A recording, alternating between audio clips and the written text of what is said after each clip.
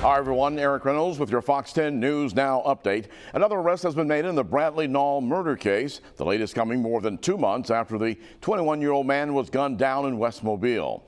17-year-old Jaravian Allen White is locked up now at Metro Jail. White has now been added to a growing list that have been charged in connection with Nall's murder. White, along with Selena Tisdale, Mary Butler, DeMarcus Reynolds, and Julian Sullivan, are all charged with felony murder in the case. According to Mobile police, Bradley Nall was killed during a robbery.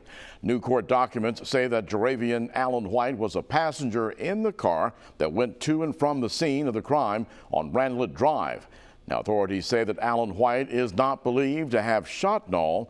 The other 4 suspects in the case were arrested weeks ago. Now, last Thursday, Tisdale, Butler, and Reynolds and Sullivan had their hearing, and their cases were sent on to the grand jury. Now, testimony during the hearing indicated that none of those defendants pulled the trigger either.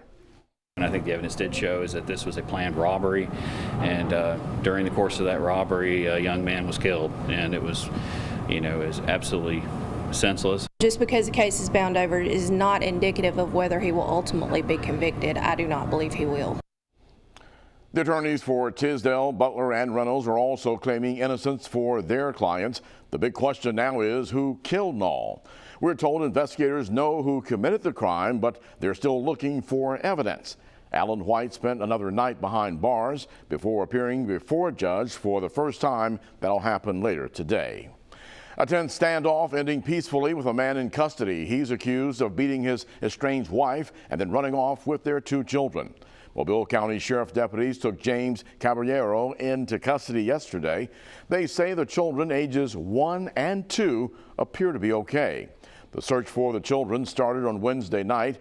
Mobile County Sheriff Captain Paul Birch says that deputies tracked him to a house on Wilcox Way, that's off of Magnolia Road, and tried for a few hours to negotiate with him. He had to actually make entry to several residences behind us, so he didn't come out peacefully. We caught him hiding inside of a residence.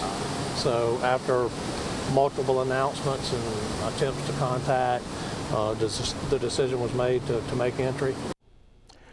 James Caballero is facing 3 different domestic violence charges.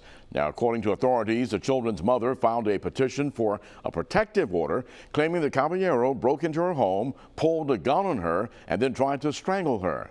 He could be in court for a bond hearing today.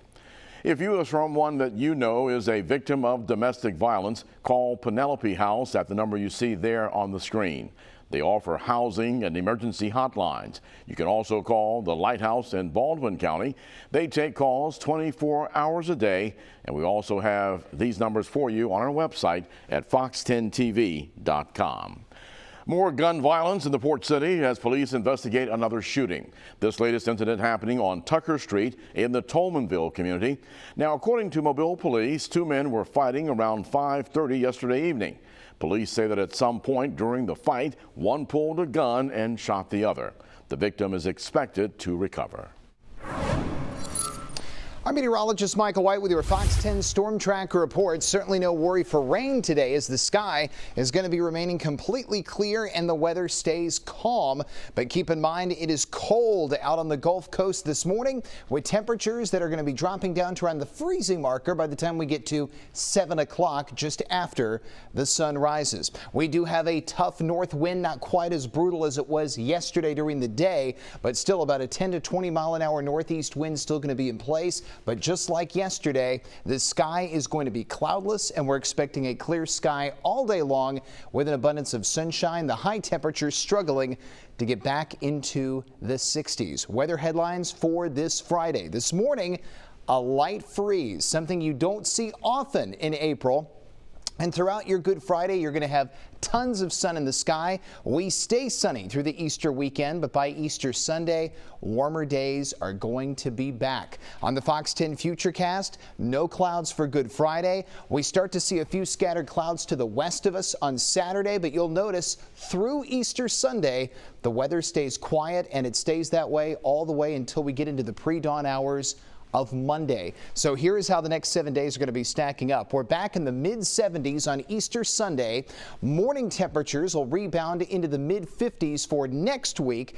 And for you spring breakers, no weather-related issues, no major chances of rain, and highs get back up into the 80s toward the end of next week. So this cold snap will be short-lived. We'll talk more weather throughout the day right here on Fox 10 News Now.